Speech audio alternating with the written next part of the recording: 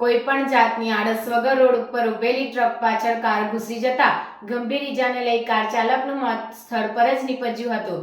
માંડવા નજીક national highway 48 પર U turn પાસે બનાવ બન્યો હતો। પેટ્રોલ પંપની સામે યુ ટર્ન પાસે સિગ્નલ કે અવરોધ વિના પાર્ક કરેલ કન્ટેનર ટ્રકના પાછળના ટાયરમાં કાર ભટકાતા અકસ્માત સર્જાયો હતો।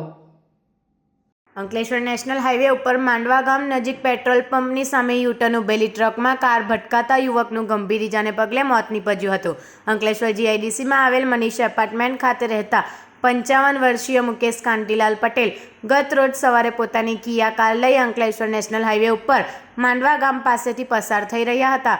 તે દરમિયાન પેટ્રોલ પંપની સામે યુટર્ન પાસે સિગ્નલ કે અવરોધ વિના પાર્ક કરેલ કન્ટેનર ટ્રકના પાછળના ટાયરમાં મુકેશ પટેલની કાર ભટકાતા અકસ્માત સર્જાયો હતો। અકસ્માતમાં ગંભીર ઈજાને પગલે કાર ચાલકનું મોત નીપજ્યું હતું। અકસ્માત અંગે અંકલેશ્વર બી ડિવિઝન પોલીસે ગુનો નોંધી તપાસ હાથ ધરી છે।